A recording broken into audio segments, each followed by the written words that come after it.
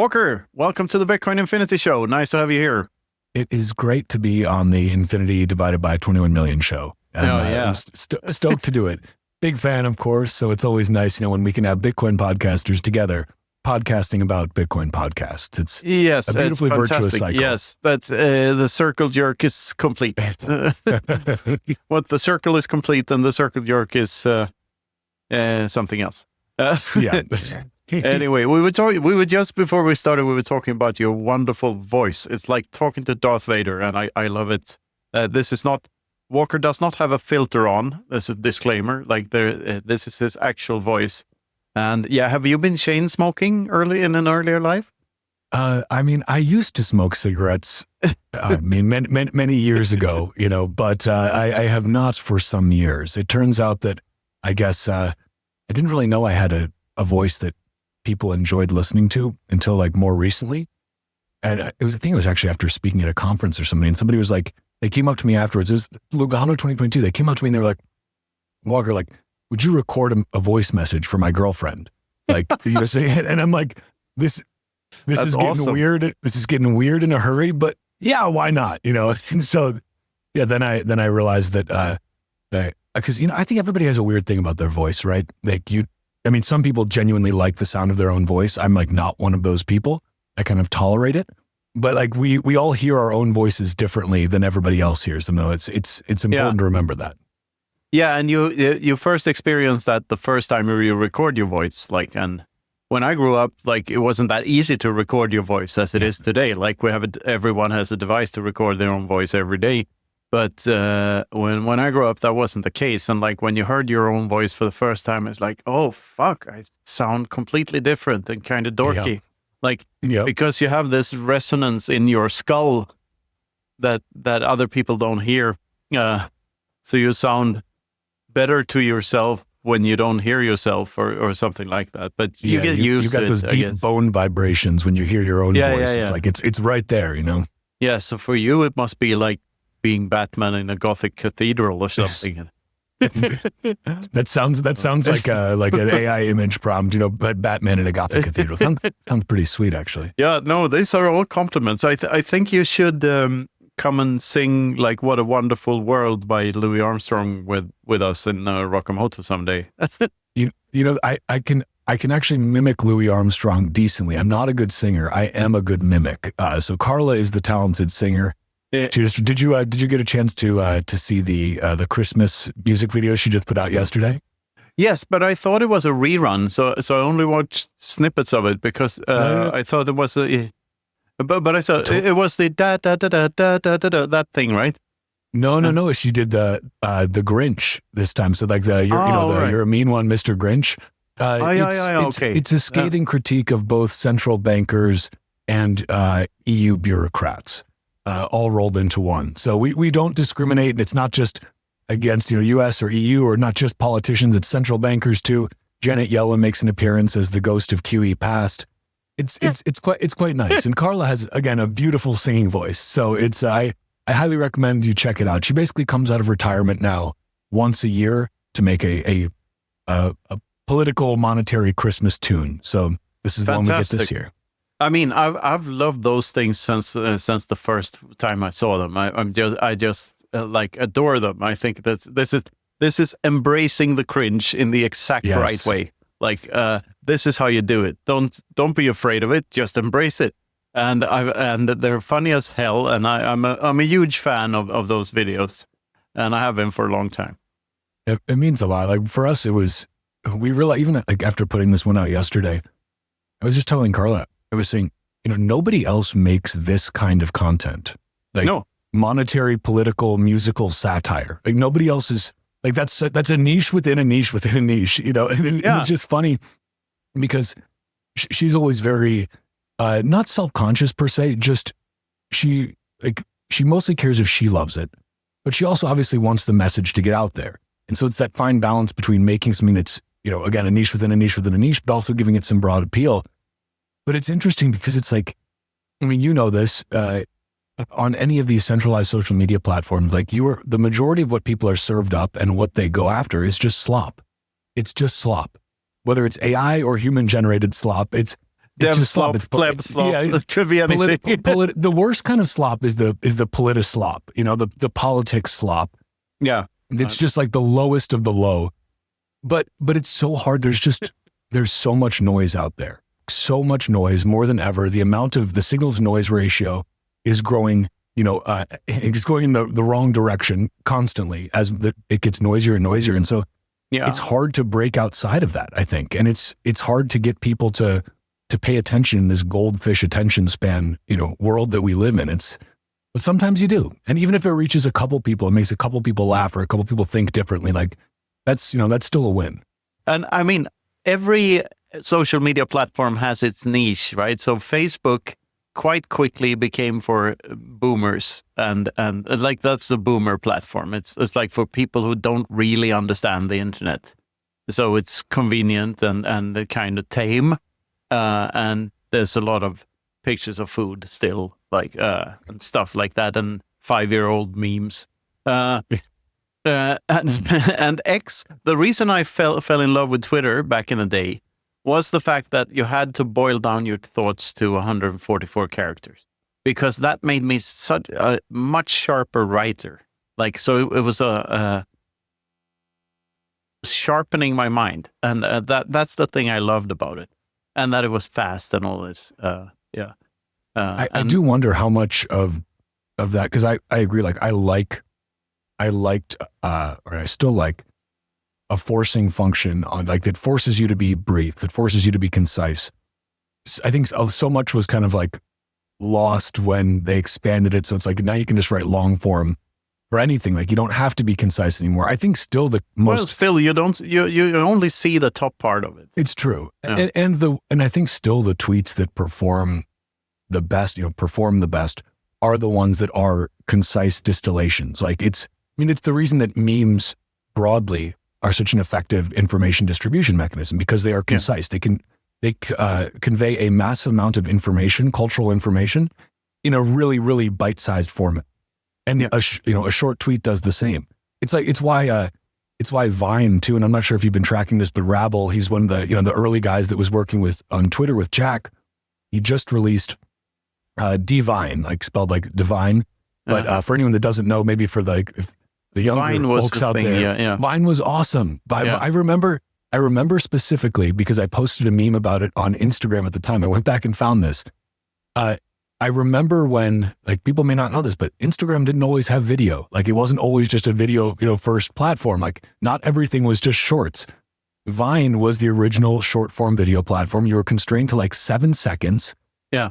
And it was beautiful. Like making a video in 7 seconds and try to convey so much information in that short amount of time, that takes it takes some real thought, or it takes just creativity. It was just a beautiful culture. And now they're bringing that back. And a huge thing they're doing is filtering out AI slop, which I think is great. It's like, you want to see, you don't want all the AI slop. You don't want to have to filter that noise. Like, I think it's nice to have a human first platform. You know what I mean? Yeah, absolutely. I spend a lot of time on YouTube. Unfortunately, I don't really want to, but it's one of those things I'm trying to move away from. But I haven't even gotten a premium account yet, so I see all these ads. Now it's ads for making AI slop, made by AI slop. So there's AIs telling me to install AIs to make AI slop, and I'm like, no, I'm not going there. Like, fuck you. I use AI daily, but for completely different things. I use it to be more creative, not less. No, it's slop. It's slop all the way, which is unfortunate. All the way down. Yeah, and I've heard that there was a Kurzgesagt video, I believe. I don't always like their videos, but sometimes they're pretty decent. And one of them was about how scientific research is now like peer-reviewed research is like the papers being reviewed are a product of AI slop, and AI slop is very good at lying and sounding like they're truthful, because they don't really have that function, the truth filter. So everything is getting worse because of this slop, and it's slop built on slop built on slop. There's layers of slop, right? So, yeah. It is crazy. Two comments on AI slop. One related to boomers on Facebook. I find it this hilarious irony.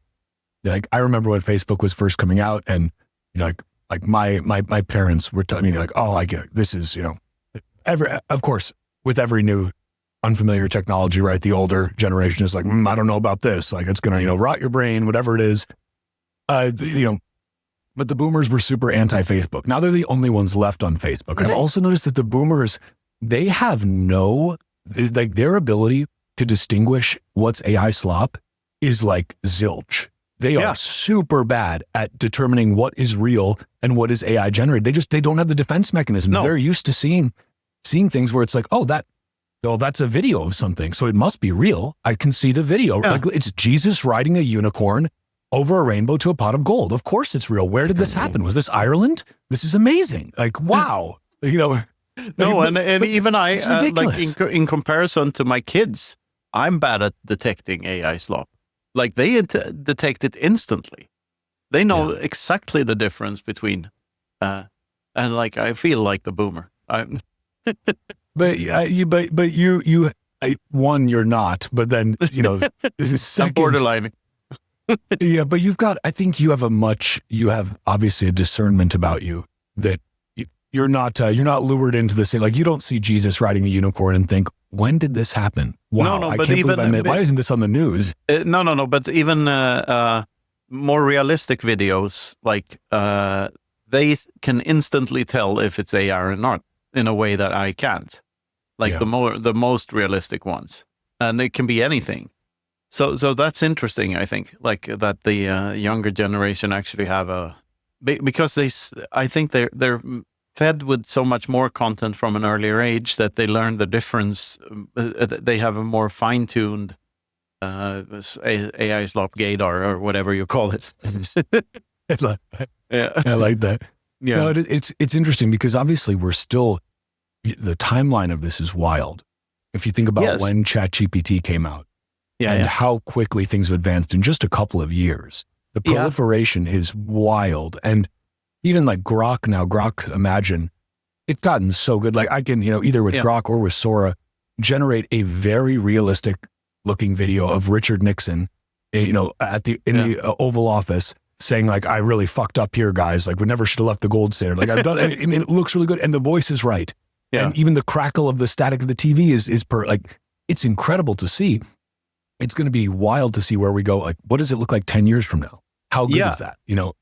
And a thing I noticed today even is like this backlash of actually started yesterday, but the backlash Elon got, or the backlash the EU got, rather, or both of them, because the EU decided to fine Elon for this and that. Or a lot of accusations, and you can have your opinions on whether the accusations were valid or not.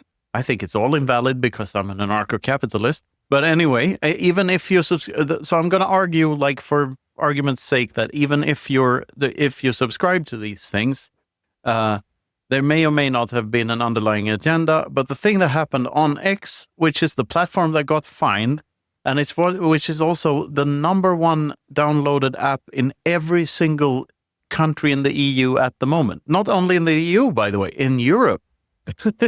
So, regardless of what they do and how much they fine Musk or his company, they are not in charge anymore. It's just, and you could see, like, the instant backlash from EU bureaucrat pundits that posted Europe flags and I'm proud and I'm a free person and blah, blah, blah. This government mandated,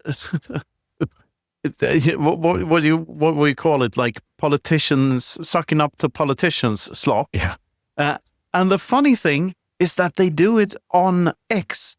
So they don't see the irony of saying, haha, we sort of won. The only reason that they can say that is because it's actually a free speech platform. He does not censor negative opinions about himself. Like it's just a testament to them being dinosaurs. Like, and I find that insanely fascinating. The irony is just baffling. It's been incredible to watch this saga play out. This is one of the reasons why Carla, we were initially going to release this Christmas video that she did in a week or so, or maybe 2 weeks, like closer to Christmas. And then this happened. And we already had, Keir Starmer and some EU bureaucrats featured in the video prior to all this going down. And then this went down and we were like, oh, wow, this is how serendipitous and perfect. We got to get this out like now. So she crunched it out and it was very good. But the point being, you're right about the irony, and they're not seeing it. I mean, perhaps they should use Nostr. Then they could at least be walking the walk. But no, except no one's there. Yeah, we're all there, and we would. We're all there. Yeah, we're hanging. The vibes are still good on Nostr. Yeah. But that's also why we don't use it, because no one's wrong on Nostr. You want to point out when people are wrong. Well, exactly. Yeah, I'm a much nicer person on Nostr than I am on X. On X, I just can't help myself. I mean, and it's my own fault, right, for engaging. I've seen recently just my For You page just gets flooded with just communist idiocy, like really just dumb commies. And I mean, as a communist, you're either dumb or evil. Like that's basically what it is. Because if you actually understand what you're doing, then like you must be evil. And if you actually think communism is good, then you're just dumb. Same is true for shitcoiners, by the way. Exactly. Yeah, well said. And that's the thing. I've seen so much of this, and why? Because I engage with it, and because I can't help but engage with it. But it's the global town square, and it is it's an incredible tool. Yes, it is centralized. Yes, it's centrally controlled. Yeah, Elon owns the thing. It's not an open protocol. Yes. That being said, relatively speaking, it is a really great option for the the relatively free dissemination of information. Again, the problem there though is finding signal, right? Actually finding signal amidst the slop. That's the difficulty, but that's the same. It's the same everywhere, right? It's the same on any platform. Like Nostr, there's maybe less slop, but it's just because it's a much smaller cohort of people who are over there, generally more ideologically aligned, because it's a small in group. But yeah, it's this EU thing is just fascinating. When I saw people saying things like, look, the EU, the European Union has more free speech than the United States of America. I'm like, you can get thrown in jail for Germany for calling someone a fuckwit. Yeah. Or like the guy in Switzerland who was just you never had free speech. Like that's the irony. We never held it as like, sure, Orwell was British, but he had nothing to do with the state. Yeah. But it's crazy to see this, because I think that, again, they tell on themselves a little bit. This is the great thing about politicians having these accounts, is they get to show for everyone just how ridiculous they are. It's not every time. Yeah, because it used to be they could just go on one of the few news stations. Yeah. They could give their one-to-many broadcast, and there's no feedback loop. There's nothing coming back to them. There's nothing checking them on it. Now they can get ratioed in real time. Like I ratioed multiple EU bureaucrats just in the space of the last 24 hours. And it's like, that's amazing. That's me, a random American from, the other side of the world, who, granted, I have a European wife. She's Romanian though, right? Because they're like, this is the other thing. And I'd love your opinion on this. Do you think there's a European identity, or do you think there's a national identities within Europe? Like, I think both. Okay. So I'd say in the US, it's more, there is definitely an American identity, and less so a separate state entity. I mean, you're not very specifically Utah because you're from Utah, right? Some are like I still consider myself a Wisconsinite because that's where I'm from. Yeah. Texans, I think, are some of the most proud about it. Yeah, absolutely. And I would know what a Texan is, but I would not know what a Wisconsinite is like. A lot of beer and cheese. Yeah. A lot of beer and cheese? Yeah. We have a lot of Germans and Scandinavians. Yeah. That sounds good. Roots. Sounds like a place I'd like. You would. Yeah. But your point stands, though. It's a different level. Yes, and I think if it's like this in the US, it's like that in Europe, because I do think we feel like a common European identity, and I like that. But the national identities are stronger, of course, especially in these old colonial countries. So I think national identity in France, for instance, is never going to go away. They're proud of not speaking English there. And no, I shouldn't bash on France only, but I think national identities are very strong in France, Germany, Italy, Spain, you name it. Even in the Nordic countries to a certain extent, but not in the same way. I think Northern Europe is a bit different than Southern Europe, I think. But regardless, that's kind of outside of any, like, the EU doesn't create the European identity, right? It's absolutely not. Like that identity, I think, preceded the formation of an extra bureaucratic layer, right? Yeah, I feel, and I think many people hate the EU because they feel European. they think the EU is destroying Europe. More or less. And did you see that? The other thing on Twitter was that Reporters Without Borders poll about the most trustworthy. Yes. And I looked it up. It's super simple to find the data. 65% state funded. That organization that made that. And I bet you that that's direct taxes. The other stuff is funded by people who benefit from state subsidies. Like, why else would you support that organization if you know it's 65% state funded? It's propaganda, all of it. Like it's like in North Korea, if they can very easily have show you data that shows you that North Korea is the freest, most happiest, most prosperous country on earth, where people are definitely not starving, and everybody loves their supreme leader so much. Yeah. There's 100% approval. Like, of course, any state-sponsored media is going to say that the state is great. Like, that's their whole raison d'etre, right? To bring it back to the French. Like, that's why they exist, is to be mouthpieces of the state. They are just an arm of it.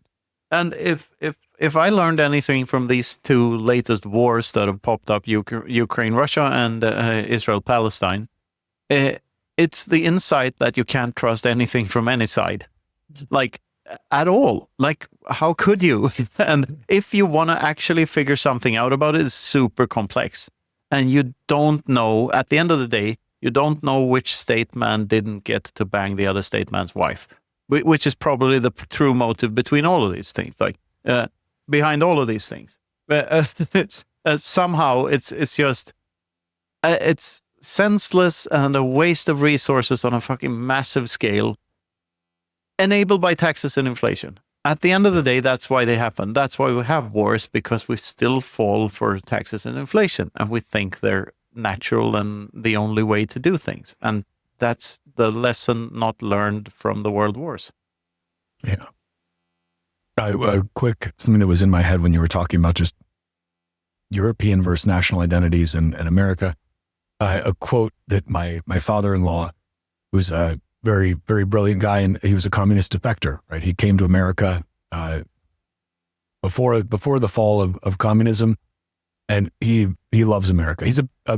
He now says he sees a lot of the same hallmarks that he saw during communism. That's a whole different story, right? Yeah. But he sees them everywhere, like, not just in America, but like in a lot of Western Europe as well. Eastern Europe, I think, has more of an immune system built up because they just went through this not so long ago. They're kind of like, oh, no, guys, we've seen this before. It's not good. It's not good. But he told me, he basically said this to me a few times, and it's always stuck with me. He said, fucker, America is unique, because if you move to France, we'll pick on the French again, but you move to France, you marry a French woman, you become a French citizen, you pay French taxes, you assimilate. I mean, you're eating your baguettes and and you are becoming as French as you can be. And you have kids born in France. You love France. You're living in France, paying taxes, married, all of that. You'll never be French. You go to Russia. You marry a Russian woman. You have Russian babies. You drink Russian vodka. You pay Russian taxes. You assimilate into the Russian culture. It doesn't matter. You'll never be Russian. And this is the same for almost every country in the world except the United States of America. Because he said to me, You come to America, you assimilate, you really like live by the American ideals, and you pay your taxes, and you try to create value here. You become American. You like he's like I'm an American. I just wasn't born here, and I just thought and it's true, right? That it's a beautiful, beautiful thing that you can truly become American. Like it is unique, and it's not a bad thing. Again, that like the national identities in Europe, like another extreme example, but just more obvious from a skin color perspective, is Japan. You can move to Japan. You can marry a Japanese woman, have Japanese kids. All this, you will never be Japanese. Like that, you can't do it. You'll always be a gaijin or whatever the expression is. And I think it's just always stuck with me because as an American, sometimes somebody who was born in America, you take these things for granted a little. You take for granted that this is a special place that you can come to where you can become American. Yeah. And just wanted to throw that out there because it's something that's always really stuck with me and isn't a way I'd thought about it before. No, and it's a good insight. And I think the American dream is applicable to everyone in the world, though. And it's achievable from anywhere in the world if you dedicate your life to actually living the dream. It's just that most people don't realize that it's not only for Americans and that they could like not give a fuck about what the state tells them and live life on their own terms.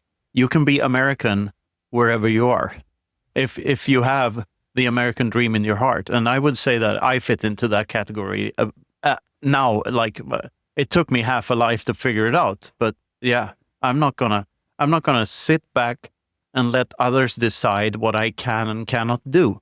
Like it's retarded. Why would I? I want more. I have one life. I'm not gonna wait. Like why? It's not like I have anything better to do than live life on my own terms. Yeah. So no, it's funny you said it because my father-in-law has also said that exact same thing. In talking, with people from all over, it's like there's Americans that are, or there's Americans in Russia, there's Americans in France. Yeah. They just maybe they've never even been to America, but they have that idea in their hearts because that's the American idea is something that is very powerful. And I think who was I talking to the other day about this?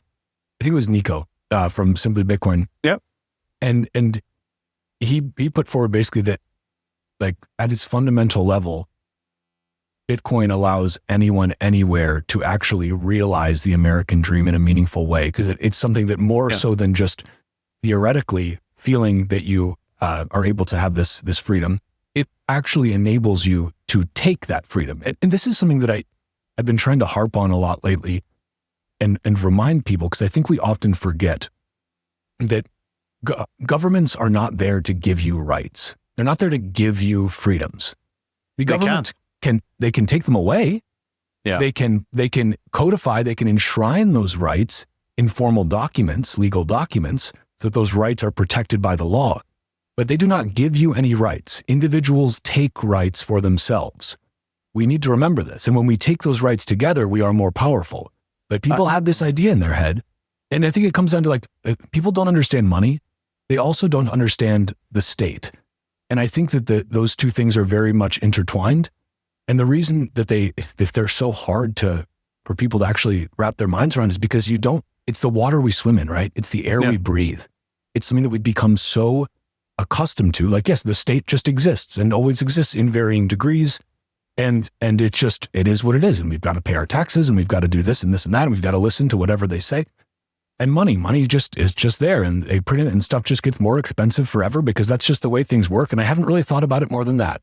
But the second you do, and the second you actually, and I used to be that person, right? I think all of us, some people were extremely based before Bitcoin and Bitcoin just made them more based.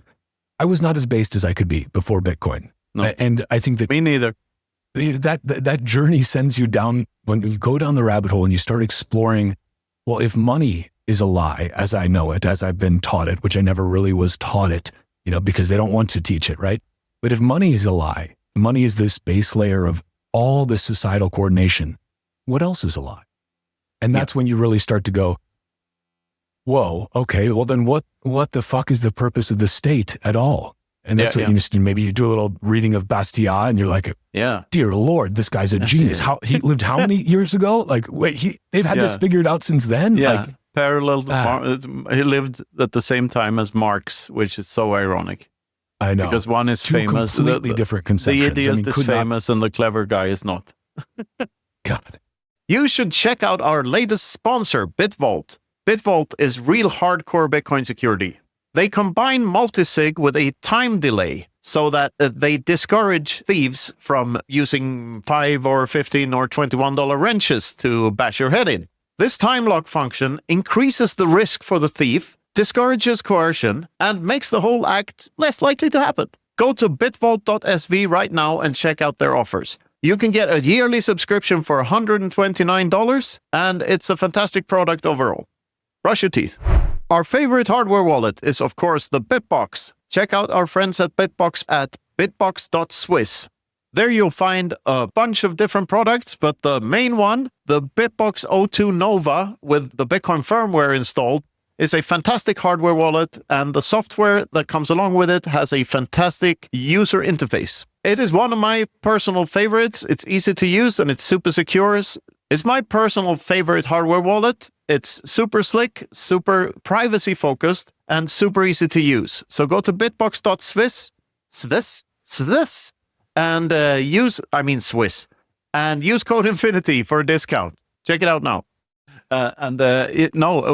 When we're touching on this specific rabbit hole here, I would say that in line with all the other Austrian Economics insights and praxeological insights, that rights in plural is actually wrong. There's only one human right that can be universal and timeless, and it's the right to be left alone.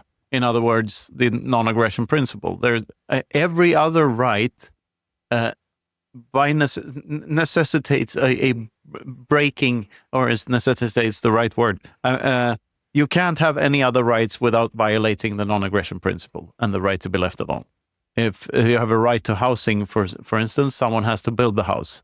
How can you build a house without consent? You have to break the. So that's in that sense. Laws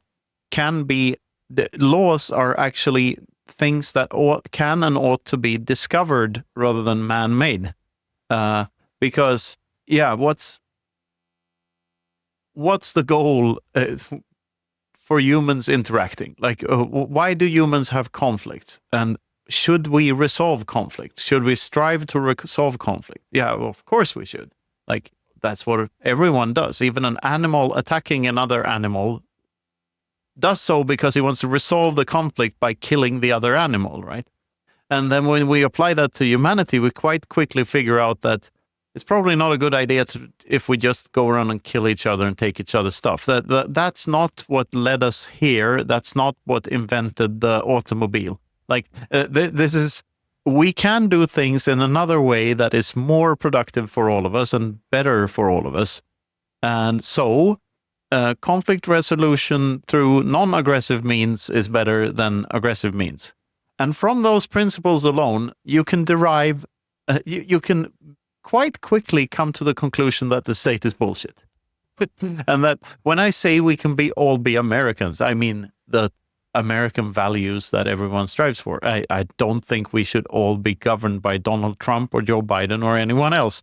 Like, I think that's retarded. That what we do want, though, is the right to be left alone. And America upheld that value the longest of existing countries. I mean, sure, there's the Free Cities Project, which is kind of interesting, that places like Prospera and Roatan in Honduras, for instance, where there's an actual private free city and stuff.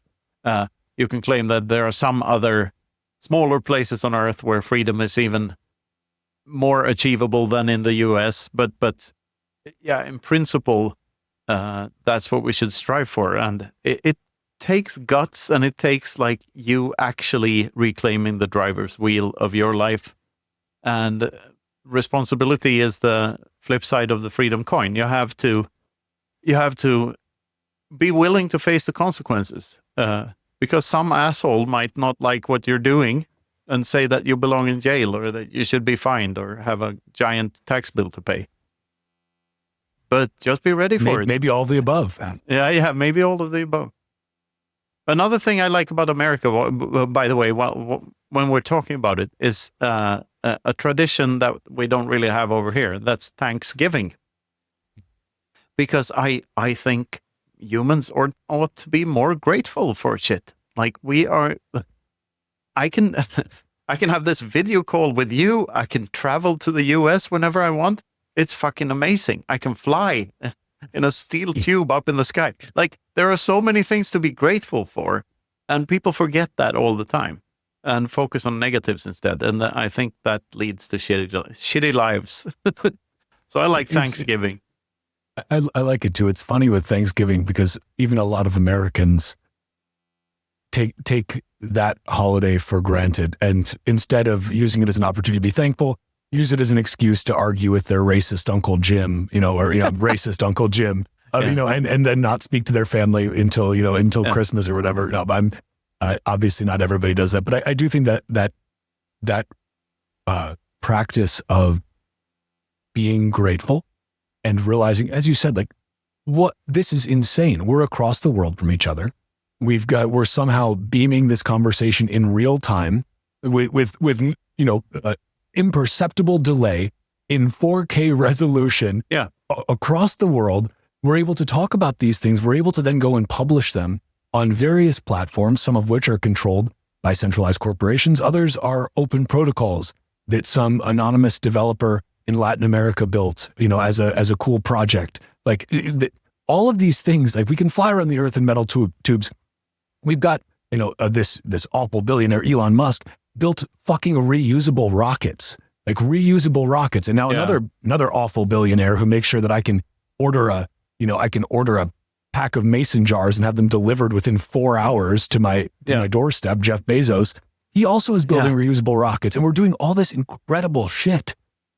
And so much of it just gets taken for granted. I think, and it's tough. I'm guilty of this too, but it's important to remind yourself sometimes just to slow down and be like, wow, this is what an incredible time to be alive. Yeah. What an amazing thing. I'm so grateful.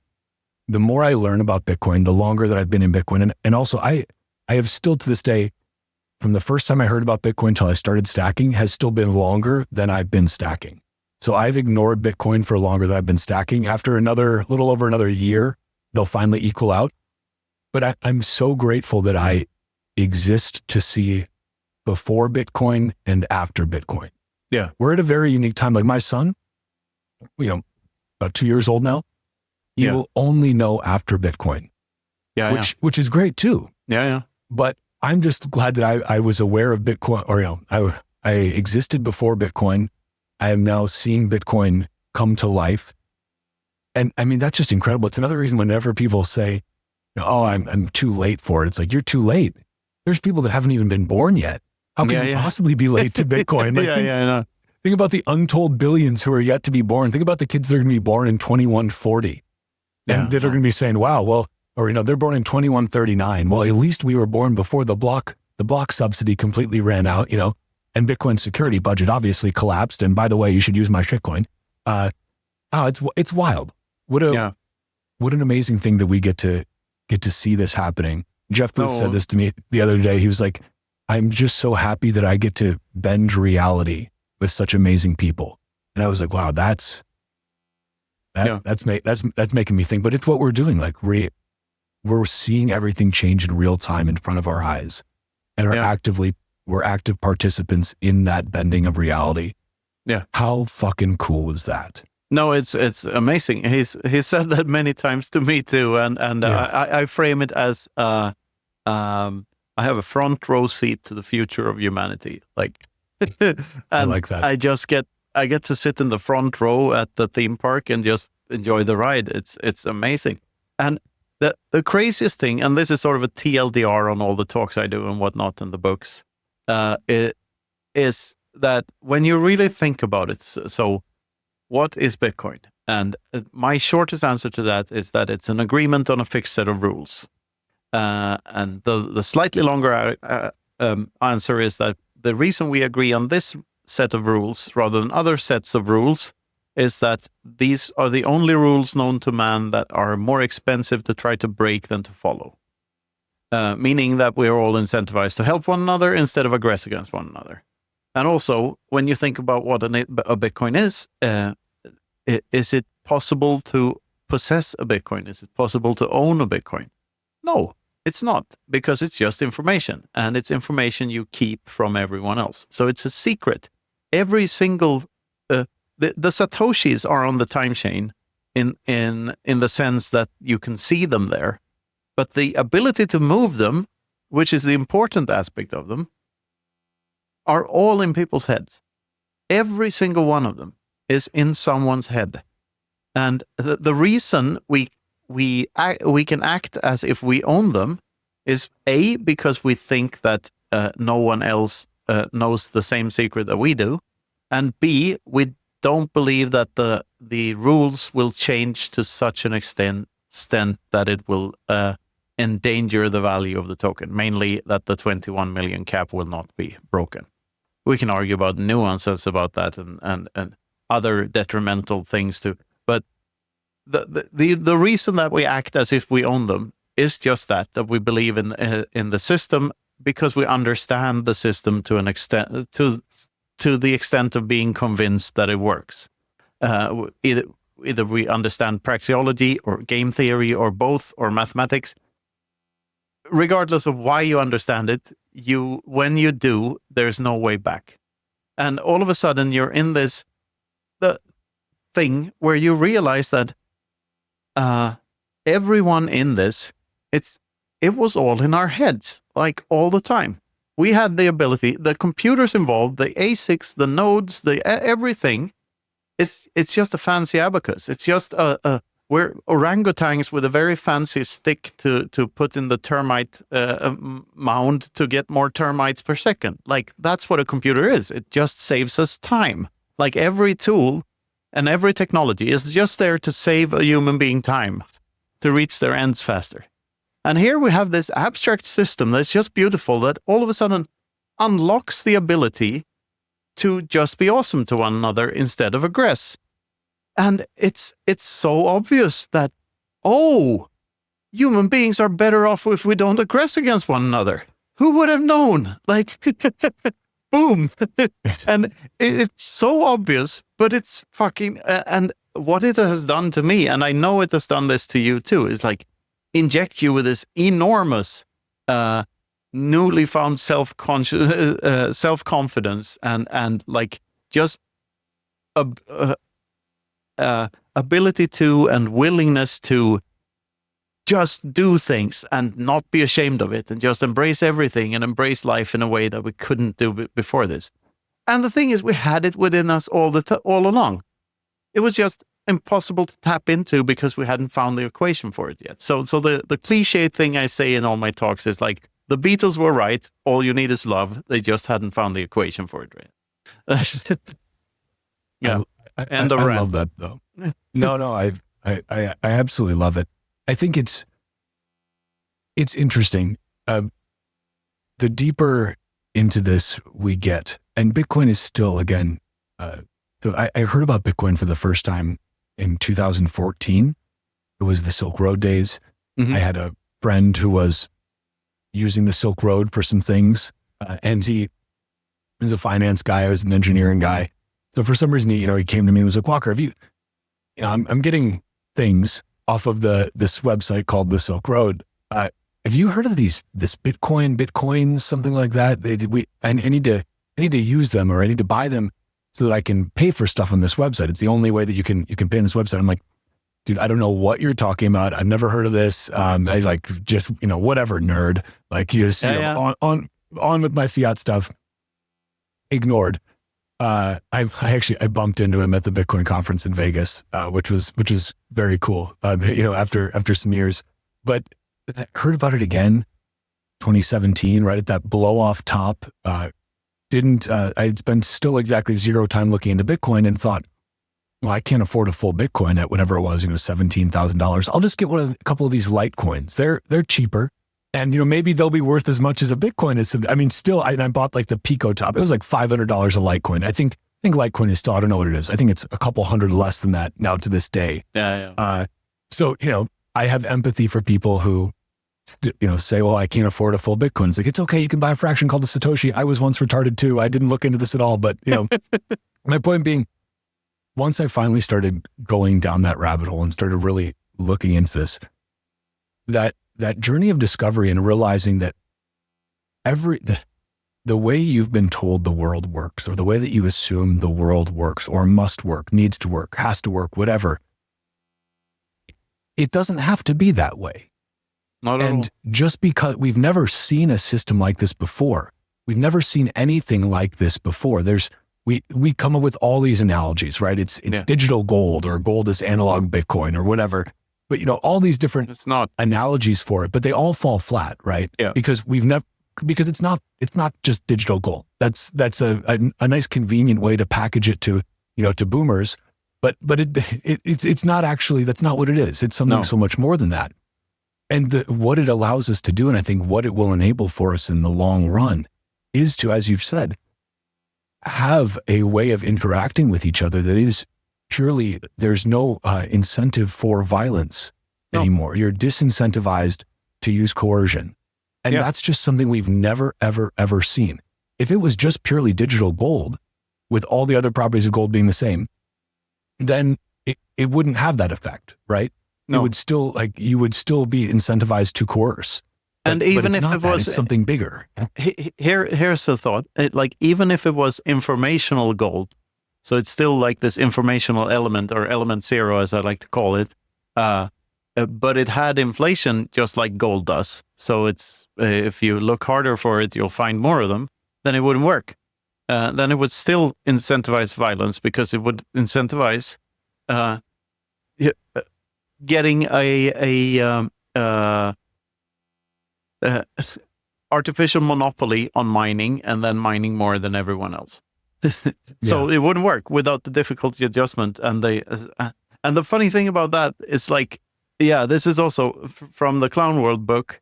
Me and Luke ask, if human beings practice doing things, do they usually get better or worse at doing those things? And the answer is obvious. It's yes. But the follow-up question everyone forgets to ask themselves is, so why aren't all prices falling forever? And in reality, Bitcoin is the only thing that gives you the ability to see that they actually do. Yes. And that is true. If you look at the world from a Bitcoiner lens, you see that happening. And it rewrites everything. Everything you thought was true about human society is backwards. It's based on ginormous lies and a giant funnel and life-sucking vampiric machine, just funneling wealth from the masses to the 1% at all times. And idiots think we can fix it with more politics. Yeah. Maybe if we just vote harder, oh my God.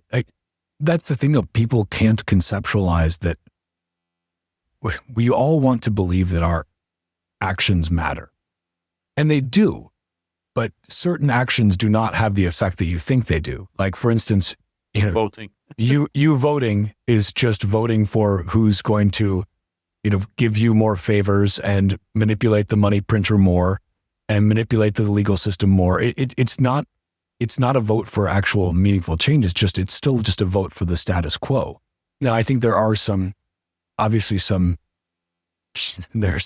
where there is a difference. Like El Salvador is an example of where that was a change in the status quo, a very, very distinct change in the status quo.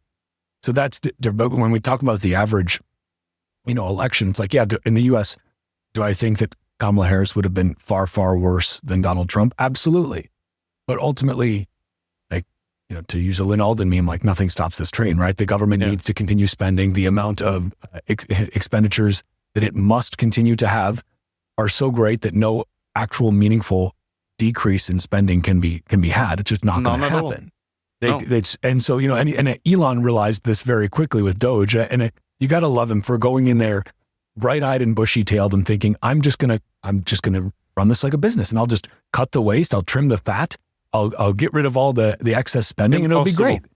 And then, it's like the meme from like The Incredibles, with Mr. Incredible, where he's like, smiling, then the next one's like the black, like that's basically what he had. Where it's like, oh shit, there's no fixing this thing. And this is why these parallel systems that we build and that we engage in and that we put more of our time and energy and monetary value into are so important, because I don't think that the systems that we have, the fiat-based systems that we have, are fixable. They're not fixable from the inside out. The only way for them to change is by external parallel systems being a forcing function upon them to either suck them of their, bleed them dry of their energy, or to maybe have those fiat systems eventually get subsumed by the growing parallel system. But I just don't think the fiat systems that are in place fix themselves from the inside out. I don't think it's possible, No, I totally agree. The lifeboats on the Titanic analogy is 100% literally true. Because what does it mean that the fiat systems are unfixable? It means that they are leading to disaster, like real disaster, the real Titanic level disaster. There is no saving them, and therefore they are going to lead to civil war. At some point, there will be a civil war because of them. Or even worse, there won't be a civil war, which means we're all enslaved. And that is the which way Western man thing comes to mind, and it's absolutely true. One system leads to more and more involuntary things, and the other leads to more and more voluntary things. It's super. The choice is not a choice at all. Sadly, most people don't want to make a choice, I think. And I don't mean to overgeneralize, but sometimes it's useful. And there's a quote, I'm forgetting who it was. It may have been one of the Stoic, but it's maybe it was Seneca. Very few people are born slaves, the majority enslave themselves.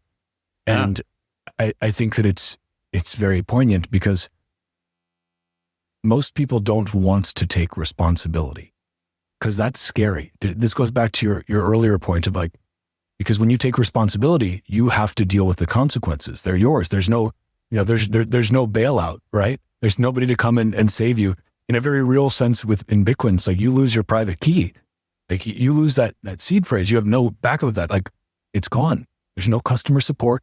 There's no government that's going to come in, now you can at least get an insurance policy on it. So you can do that. But again, that's something that you have to do yourself as well, right? All of these things have to be done. And so it's scary for people, because that requires, again, a complete reframing of how you interact with the world, to say, I do have agency. I'm not just some passive observer in my own life. I have to be the one at the driver's seat. I have to be the one steering this vehicle of my existence. Yeah. But when you do that, then that means also, if you accept that you have agency, if you accept that through your human action, you can make changes in your life that are meaningful, that are beneficial, that will change the course of your existence and your families. That means accepting that up until that point, you also had agency. Yeah. That at any point you could have made those changes and you did not. And it's a lot easier to just, again, inertia, right? Maintain the status quo. Don't rock the boat, whatever you want to say. It's easier to do that than it is to completely have a kind of an ego death and rebirth, to have a phoenix rise from the ashes and say, wow, okay, I am in control here. But me being in control means that I am also responsible if and when I fail. And I surely will at certain things. I surely will. But then how will I get back up? But that's hard. We know this. This is why most people would rather most people don't want to leave the matrix, right? It's cozy. The beef tastes just like real beef. I know it's not real, but it still tastes good. It's wild. Most people are cipher. Yeah. It reminds me of the first time I was ever promoted to skipper on one of the the yachts I was sailing, or like big ones with a lot of people on board. And once I was promoted to skipper, people came and asked me all these questions that, like, when are we going to eat, for instance? And I'm like, can't you ask someone who knows? And like, oh, I'm supposed to decide something, and like it's and you're supposed to decide all sorts of things that you never realized that anyone decided for you before you. And it's the same with breaking out of the government spell. It feels the same because you're reclaiming something that you ought to always have had. I think the other difficulty is it's a lot of work to do that. Like it's a lot of, even just something as basic as, like your digital footprint, and trying to be a good steward of that, trying not to, make your information easily accessible to a bunch of hackers out there, right? Just trying to have like general good, like digital operational security practices. Like that's really hard. It's a lot of work.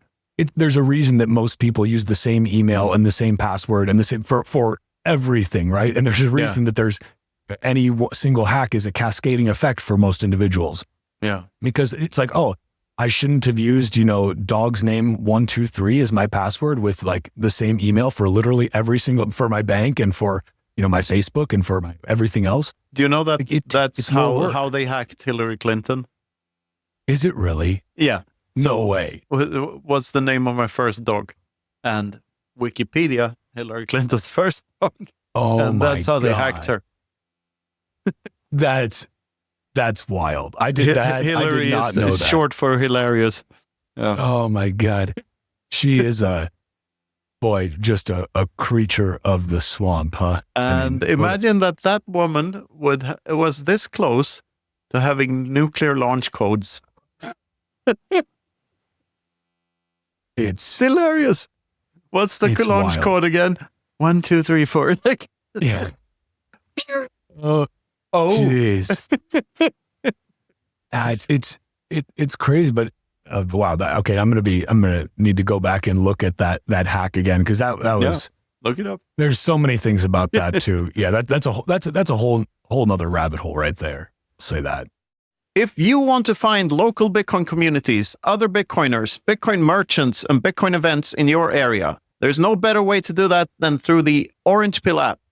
Wait a minute. It's not the Orange Pill app anymore. It's Club Orange. Club Orange is an Omni app that includes a lot of features, including a list of events, a wallet where you can send and receive sats over the Lightning Network. You can even geo-sap areas, so you can send sats to a whole bunch of people in one single area. You can also tap sap while you're chatting to someone, which is a new feature that I don't believe exists anywhere else. Overall, a fantastic app for connecting Bitcoiners all around the world. So go to cluborange.org and sign up today. You won't regret it. It's not just a gay dating app, it's everything else too. You can use it for... forget about that. Go and sign up. cluborange.org. If you want to really secure your Bitcoin, you should check out the Bitcoin Advisor. They have never lost a single sat, and they take care of your stack together with you. They can't use your stack. That's impossible. But they can help you with inheritance planning. They can help you hodl the Bitcoin long-term. So go to thebitcoinadvisor.com to find out more. And brush your teeth. Yeah. It's funny, though, I think, how obvious buffoons end up on top. Like, sure, you can say that Trump is a good negotiator and this and that, and no one else would have been able to negotiate with certain people. But he's a buffoon. Like, and all of them are. Like, since at least Bush. They're all fucking G.W. Bush. Since even Clinton. Like, yeah. Or I don't know too much about Bush Senior or Bush Senior sort of before I started paying attention. I guess I like Reagan a lot, though, like in hindsight. But if we just look at American presidents, and when George W. Bush was doing his thing and being ATIQ pleb, people thought, like, what the fuck is this guy? Especially from Europe, with European eyes, is like, this guy's a moron. Like, he's like, is he retarded? Like, what's going on over there? And then there's just the next guy is just worse. And then there's Biden and Kamala, which are just like, what the fuck is going on here? And Trump is the other.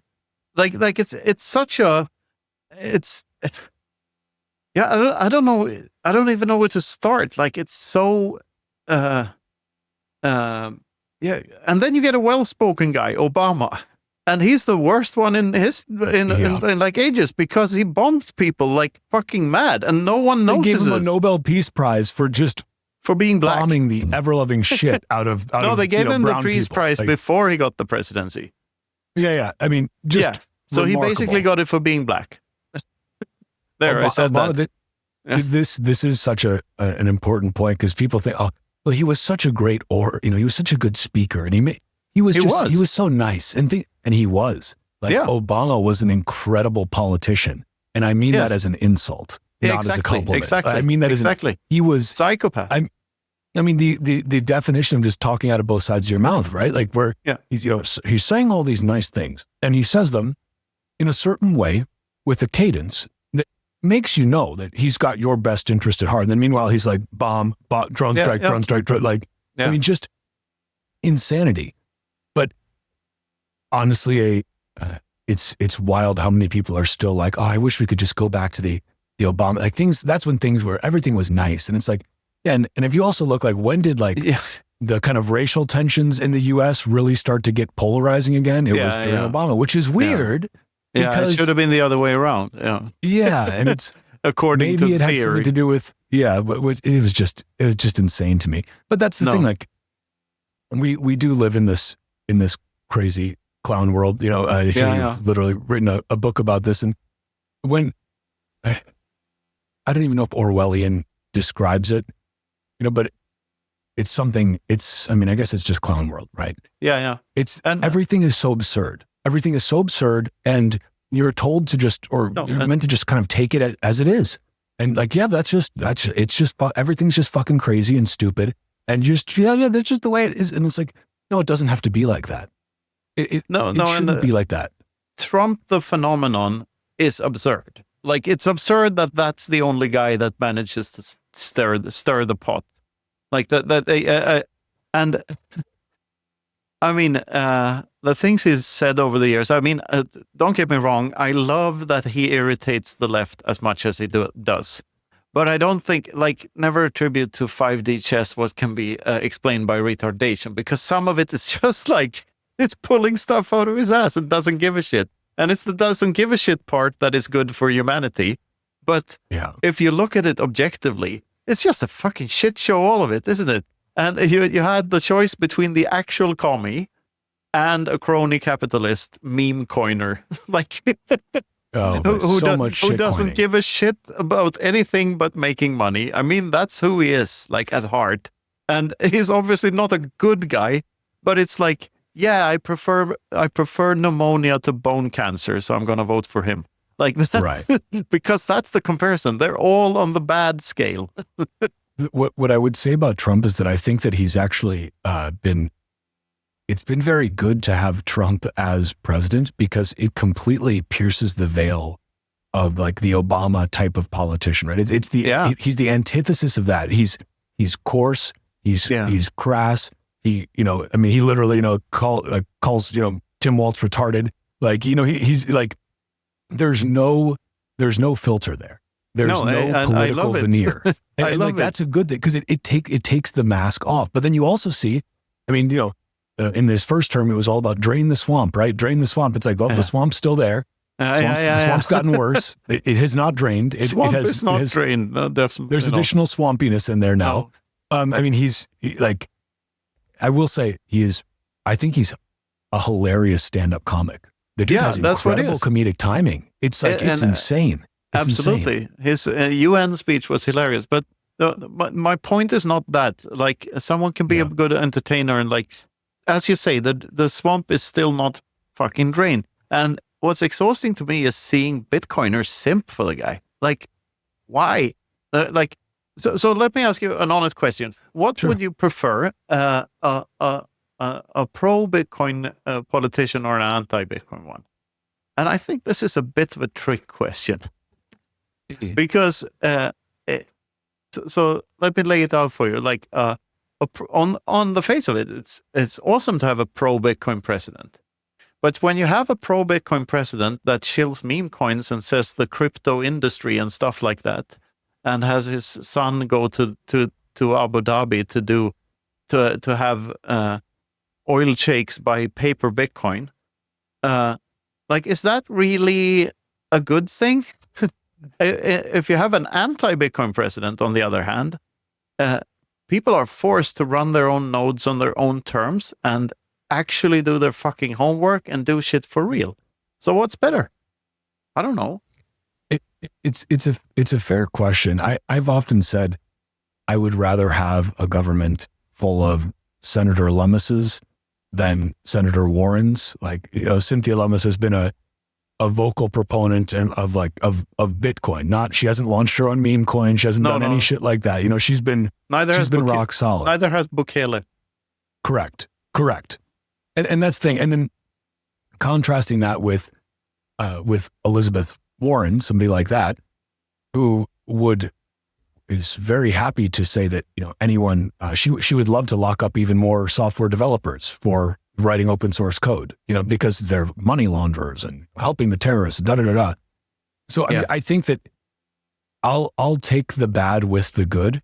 Does that make sense? Even with regard to Trump, because I think that I would still rather have people in power who are not openly antagonistic to Bitcoin. I would still rather have that. Now, granted, would I rather that Trump wasn't a massive shitcoiner too? Yeah. I would like it if the president of the United States and his wife hadn't launched shitcoins right before, right after the election and right before, getting into office. But also, I wasn't surprised at this. And anyone who was surprised or trying to be like, well, no, we all knew this was coming because he had already launched multiple NFTs. Guys. This was on Ethereum, and I think on Solana, and maybe he did one on Ordinals too. I don't remember, but like this was par for the course. Like, of course he was gonna shitcoin. Like, this was natural. I'm just surprised Barron Trump hasn't launched, his own shitcoin yet. But maybe Barron's actually the toxic maxi of the family. Maybe he's the heart. Like, he's like, guys, what are you doing here? But I love. I think that ultimately demeanor, like his Harkonnen. Yes, exactly. But no, I think, again, what I will agree with you on 100% is the simping side of things. Like, if you, and again, do whatever you want, people, right? Like, but I'm going to do whatever I want, which is call you out for when you are ideologically inconsistent. The people who are basically, they're saying, well, don't criticize Trump for anything, right? Like, it's Bitcoiners who are also like super Trumpers, which is, again, like, fine. Like, I've got no problem with Trump. When he does something good, like freeing Ross, pardoning Ross, full presidential pardon, I think that's amazing. He should be applauded for it. But don't forget that he didn't free Ross for 3 years during his last fucking. No. I know, absolutely. And then Ross comes up and licks his ass, and I'm like, dude, have you forgotten what this guy did to you? Like, he could have pardoned you back then, but it wasn't in his interest, so he didn't. I'm not disagreeing with you there. What I'm saying is when a politician does something that I think is good, I'm going to say, I think that's good. And when they do something that I think is bad, I'm going to say, I think that's bad. I'm not going to try to equivocate and moralize about how, well, actually, he needed to launch this shitcoin because, that's how he's going to own the libs. Like, no, that's shitcoining. That's bad. Yeah. I think that's scammy fucking behavior, and people end up getting wrecked and insiders get enriched.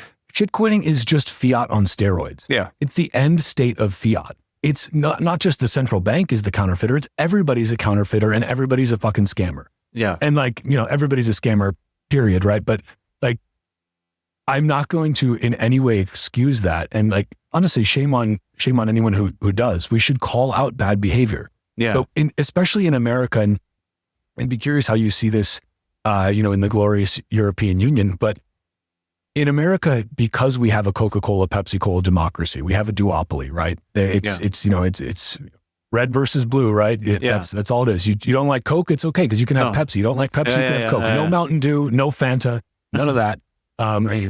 Certainly, no, you can't just have good old plain water either. You got to have this sugary beverage. That's you have kind to. of be good if you stop drinking Mountain Dew, I think. Yeah, agreed.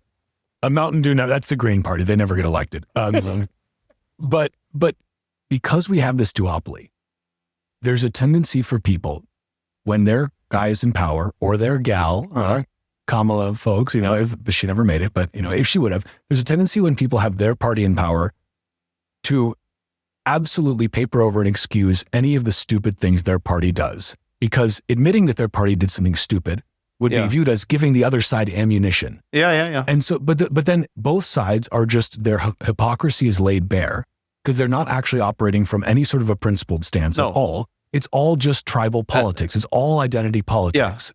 It's fake. And the difference with Trump there is that he blatantly lies, but he has no moral quarrels about it. He just does it because it's part of his job. And does any politician? He doesn't give it. No, but the others, at least they try to look like they're not lying. He doesn't give a shit. He just says the lie because it needs to be said right then. And and sometimes I don't know which it's more is worse, obvious. though. Trying to hide the lie, don't get me wrong. I like that. That's one of the great things he did, because he sort of showed everyone the man behind the curtain in that sense, right? So, or the emperor is still naked, like all emperors. Yeah. No, but as a European, we also have this two-party system in a way, because there's always a red side and a blue side, and it's always even between them in all of the European countries. It's all the same. And the left side always have to get the support of the actual communists to get into power, and the right side have to get the support of the nationalists to get into power. And that's the dichotomy. But at the end of the day, all democracies tend towards a two-party system, where there's and if you look at the budgets, it's all the same. Like, no one wants to actually change things. So it's the status quo exists everywhere. And like all the parties, they always talk about what the state should do about this and that. No one ever says the state should stop caring about this and that. They should not do anything about this and that. They should remove this and that. It's always, where do we put the more state control that we're going to... It's all... So where are we going to aim this being an asshole gun that we've got? Like, it's all wrong. Knut, that's the insane part to me, is that it's never, nobody is ever talking about, wherever you are in the world, no one's ever talking about you know what? How do we actually shrink the government? How do we take power away from the state? Bitcoiners do. Well, Bitcoin, no, but I mean, the people running for political office, and maybe we do need more Bitcoiners doing this from a localized standpoint first, and then run that on all the way up. But my point being, it's always just, well, here, we're going to give the government more power, no matter which side it is, whether it's red, blue, left, right. We're going to give the government more power, but it's okay, because we're going to be the ones deciding how to use that power. It's okay, and we're better than the other guys, so you don't have to worry. Unfortunately, I think it's impossible to be like all politicians, or not all.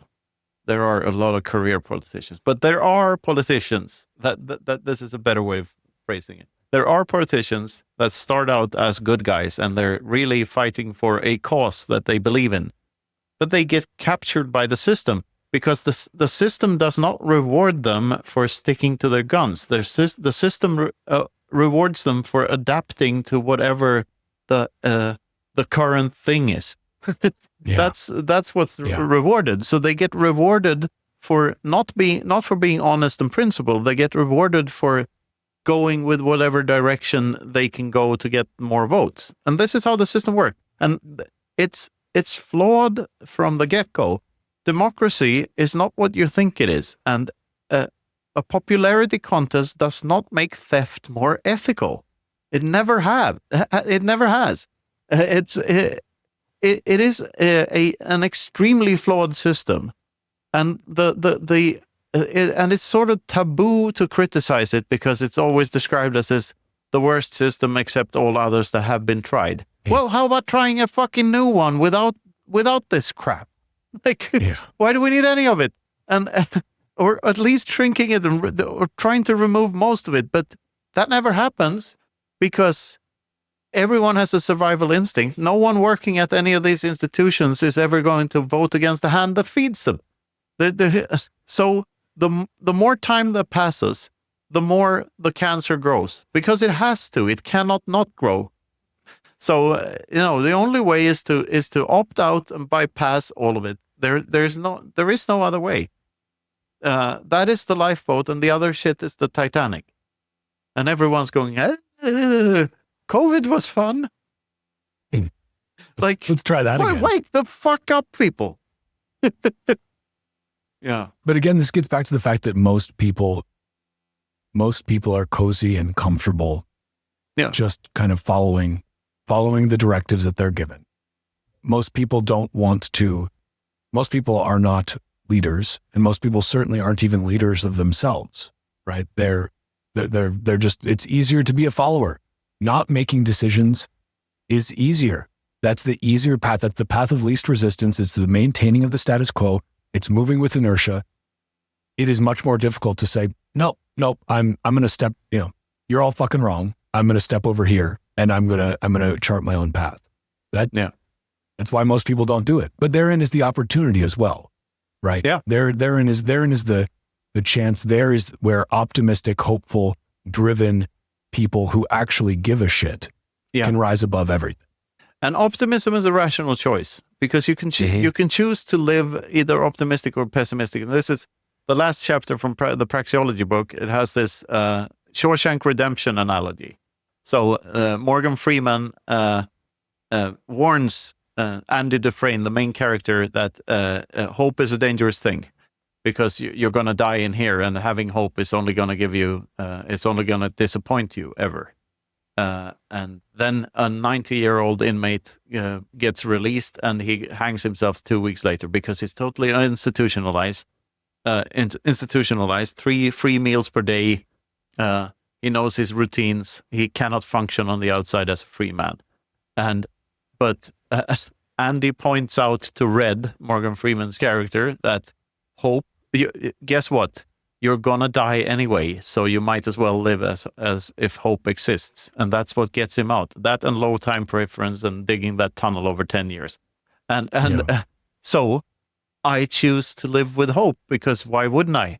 It would be retarded. And that's how the Soviet Union ended, by the way. It ended the day that they started believing in that it was all that the emperor didn't have any clothes. Like, sooner or later, resist is all we can do, and laugh about these things. And more people are waking up. I see it not every day, but I see it quite often. Normies actually waking up and realizing that something is fucked with seeing through the propaganda, because it's getting more and more ridiculous by the fucking day, And this Trump EU thing. It should wake up a whole bunch of other people, don't you think? Because it's so ridiculous. And you may think that it's wrong that a billionaire gets to do whatever, but at least this guy had to work for his fucking billions. He didn't get them from nothing. Sure, he got some of it from the state because of goddamn electric car subsidies that shouldn't have been there. But I bet he would have been successful anyway. And at least now he's trying to stand up for free speech. What's wrong with you? Why are you against that? Like, I don't get it. Because it's not like no one is silenced on Twitter. When was the last time you heard about anyone complaining that their post didn't get any attention and they had 5 million followers? That just doesn't happen. Like, people see these things and they. Yeah. Well, of course, the main reason for all of this EU bureaucrat backlash against Musk is because he's not censoring to a meaningful degree anywhere. And that's what it comes down to, right? That's how you defang the system. You defang the system by speaking freely, by saying, nobody will say that the emperor has no clothes until, the little boy says, look, he's naked. Obviously he's naked. But if the little boy is censored and it's like, nope, shut up, you can't say it.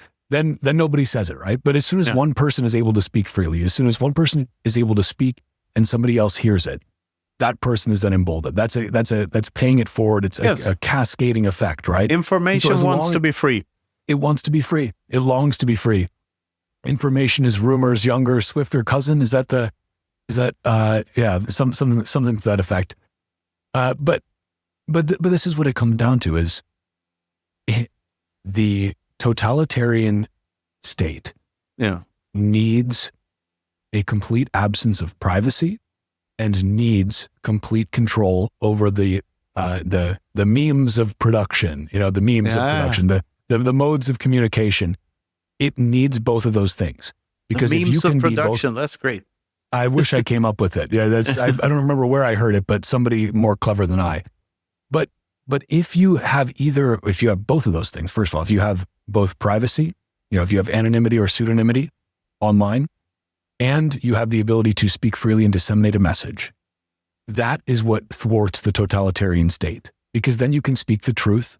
Because without privacy, without some meaningful degree of privacy, true free speech is impossible, right? Because if you are worried that, like, oh yeah, you can say whatever you want, but we know where you live and we'll come and break your knees, then, you need to be able to say things with a degree of anonymity or pseudonymity to actually be able to exercise true free speech. No. And if you have that, and that's why the totalitarian state, that's why any authoritarian, they clamp down on speech, they clamp down on your money, and they make sure you have no privacy. And because they need, and then they can twist, right? Then they can twist the thumb screws in. But if they don't have that ability, then you can break them.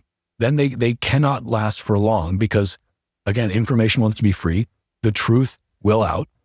And the totalitarians ultimately are left fangless, because they cannot keep up the illusion of they don't have total control.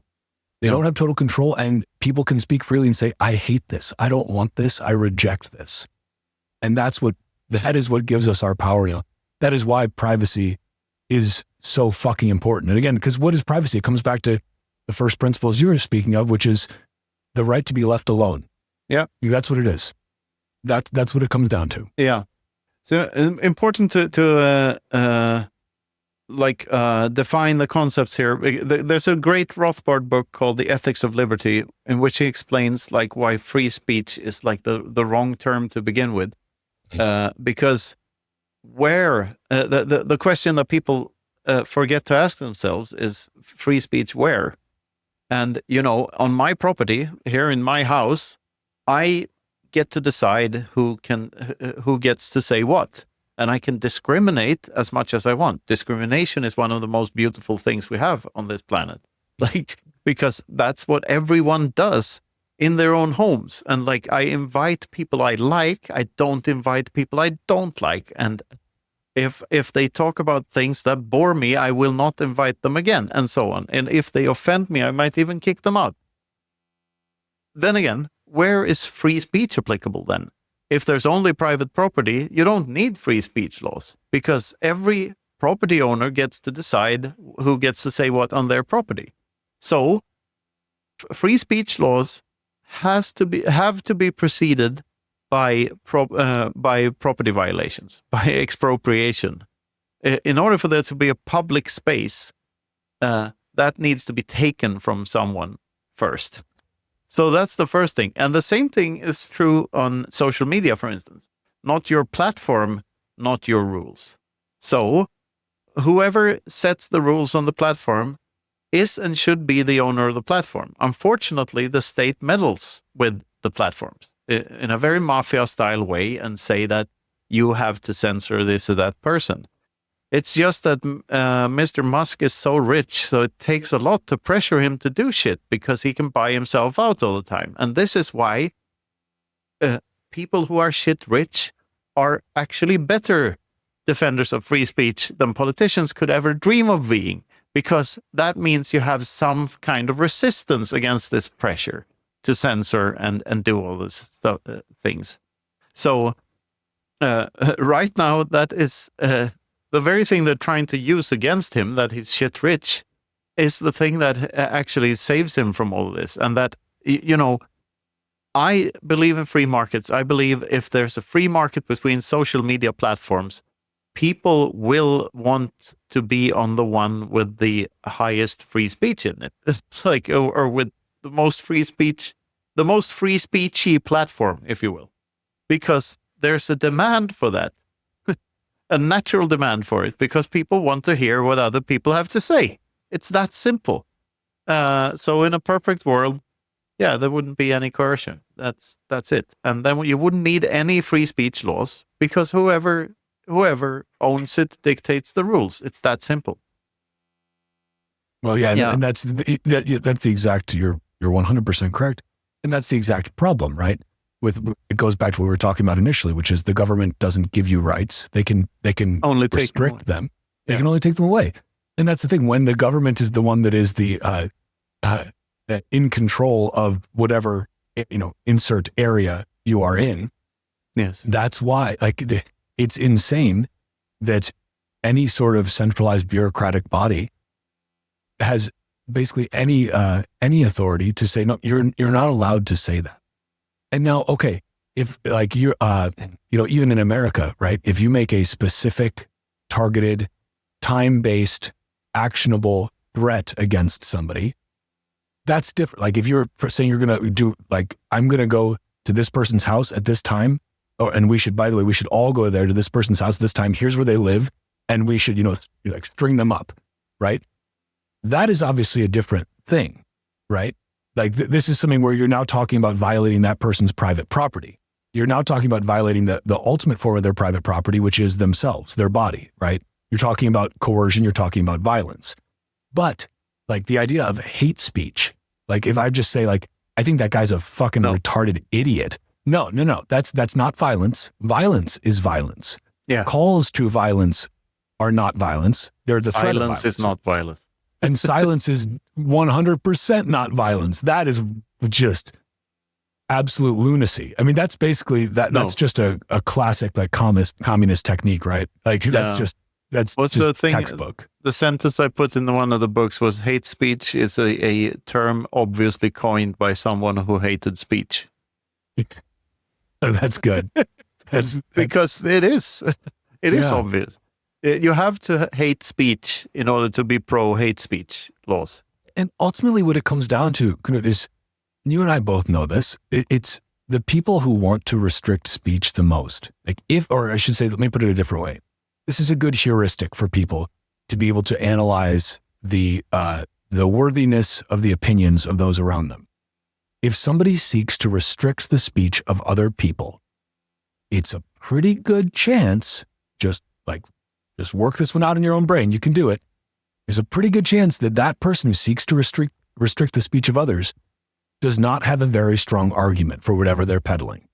Because if they did, that argument would stand on its own. They wouldn't have to suppress dissenting opinions.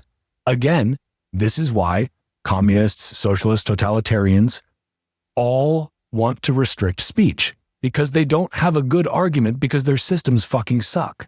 They have to restrict speech because otherwise everyone will go, hey, you guys, this fucking sucks. Like, this is terrible. I don't like this. 100%. So, again, anyone who is restricting speech doesn't have a leg to stand on. No, their own arguments for whatever they're peddling are shit. Yep, they're scared of speech. Yep. And guess what?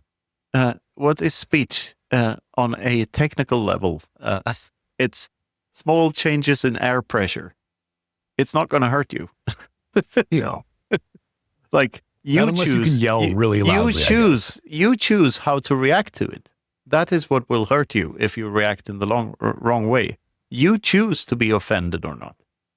It's like, no, fuck you, free speech. Fuck you, hate speech laws proponents. It's insane. Like, again, we've gotten to this point where it's like I posted this clip maybe yesterday of the three Germans who are going there. They're on 60 Minutes in the U.S. and like it's just an insane clip. I've seen it. Yeah. The worst part is when they start laughing. This weird, like, I mean, it's just like this sickening laughter where it's like you're laughing about locking people up for memes. Yeah, you're not on the you are in the wrong here. You're laughing about taking away somebody's freedom and locking them in a cage because you were offended by what they said. That's fucking insane. I got such a letter in Germany once. Like this is 15 years ago maybe, when we were working on a wind farm site. So I was the skipper of a small crew transfer vessel to a wind farm outside a town in Germany, and former Eastern Germany. and we rented some apartment complex for the cruise, and we had Wi-Fi in there, and I used the Pirate Bay and downloaded a couple of movies, and or someone else in the building did, or many people could have did. been anyone. And we got no, but it wasn't only me. It was a lot of us did. And then we got this letter, or rather, it was sent to our employer, to the office, from a German prosecutor, like, pay this or we will sue you. And that's their industry, is like sending these warning letters is basically blackmail. Like they're sending it to thousands and thousands of people. Like there's a 99% chance that if you don't pay it, they won't sue anyone, because they don't have a case, and it's pretty expensive for them to start up a whole new case against a simple file sharer. So, but for the most part, like, they only need a small percentile of people to be afraid of the consequences to get them to pay. And of course, our company paid, because for them it was a small sum, and it's like, yeah, fuck it. It's like paying a speeding ticket or something. Yeah, exactly. So, but it's such a vile phenomenon. And you know what? Copying a file is not stealing the file, because the original owner of the file still has the file. And this is why intellectual property laws are fucking retarded and just detrimental to everyone. They can only be artificially scarce. All data can be copied. That is why the Satoshi is not data, by the way, but within us. And this is the thing. I never had a shitcoin period, because the thing that fascinated me from the get-go with Bitcoin was the notion of something on computers that couldn't be copied. That was just outlandish to me. Like I couldn't wrap my head around that. It's like, what do you mean it can't be copied? It's information. And it took me till now to articulate properly, or till a couple of years ago, and figured out that it's holy shit. It's because they're not on the internet; they're in our heads. And it's wild when you think about it. But yeah, it is. Well, I mean, I hope that the absurdity of the world and of these control structures and those who operate within the frame of these control structures, I hope that the absurdity is reaching such a level where it's like escape velocity absurdity, where again, even people who have been asleep start to realize, like, the emperor has no clothes and he's drunk and he's trying to tell me what words I can and cannot say. Like, fuck this guy. It feels like we're getting close to that, because, and it's very heartening actually to see, like, I've seen a lot of pro-European Union posting as a result of this like current spat, right? Yeah. But most of the people doing the pro-EU, like not pro-Europe, pro-European Union or pro-European Commission posting, the pundits. Like, you look and it's like they're all somehow related. Like they're on the take, essentially, from, in some way. They're part of the bureaucratic machine. Of course they are. But Europeans who are citizens of individual European countries who, like, yourself, are like, like, there's a European identity. The EU has nothing to do with that. They don't speak for me. I fucking hate those bureaucrats. And Americans are all kind of coming together to say, like, like, fuck this. Like, no, this is stupid. Like, these guys, what, we're supposed to feel bad for the poor little politicians who are like, what? Are they really trying to throw themselves a pity party? Like, that's one of the worst looks, is when a politician who is literally in charge of how much to steal from you every year is like, woe is me. I'm being attacked on social media. It's like, because you said something fucking stupid, you totalitarian twat. Like, fuck off. And the EU started as a free trade union. Yep. And what people forget, and it took only a couple of decades to slippery slope itself into this dystopian nightmare that it is right now, right? But the thing with trade unions that people don't get is that they are only necessary because someone put up a border and stopped people from trading across that border. So it's the nation state's fault that the border's there in the first place and that you can't send goods and services through it. So Bastiat, to go full circle here, we're back at the starting point here. Bastiat said, if goods don't cross borders, soldiers will. And that is still true. And by the way, tariffs are fucking horrible and stupid. Like, it's theft too. It's also taxes. And, you know, the thing about the US that bothers me the most is, of course, the Federal Reserve. Because the way I see it, at least since 1971, the US is a centrally planned economy and not a free economy at all, because they have a money printer. And if you have a money printer, you're a centrally planned economy. You're not even socialist, you're communist. And so is everyone else, by the way. But yes. And it's dystopian as fuck to think that. But if you really, like, prices ought to fall everywhere. Everything ought to be awesome. We ought not to aggress one against one another. And instead we live in a money printing dystopian hellhole. And we're still doing quite fine because the free market is such a powerful force that we can still afford fucking good food and flying and stuff. It's great. But we could have it so much better. It's the seen and the unseen. And we never see the exponential effects that could have happened if the taxes hadn't been there. No, so it is what it is. Well, you know, it's like the communists always say, like, well, real communism's never been tried. It's like, fuck you, real capitalism's never been tried. No, exactly. Because it's been under the yoke. Like, people forget that Marx was the one who advocated for centralized control of credit. Like, Marx is the one who advocated. He said the central bank was the most crucial thing. And it's like, God, come on. You know, no. Jesus, and, you've seen a political compass, right, with authoritarian left and authoritarian right. And the funny thing is that the upper left corner, I think it is, where it's left wing and totalitarian, they call everything else on the political compass alt-right. or extreme right. Yeah, everything else is alt-right. But the actual truth of the thing is that the opposite corner, where there's not at all totalitarian right wing or libertarianism or anarcho-capitalism, is the only corner that admits that the entirety of the rest of the compass is theft. So it's so backwards. So whenever you hear anyone tell you otherwise, they're wrong. Anyway, Walker, I know very little, like, I don't know much more about you than when we started this interview, because it was not really an interview. It's more of like a banter. This is my favorite. This is my favorite kind of conversation, Knut. My favorite mine kind. Too. Yeah. And we haven't discussed Bitcoin at all, almost, or anything else. Have we? Yeah, or have we? Which is interesting. And I'd love to have another conversation where we get into all sorts of shit and figure out where we disagree with one another, because we haven't found such a thing either in this conversation. I know that Wisconsin is full of beer and cheese, but that's about it. And I don't know how you and Carla met.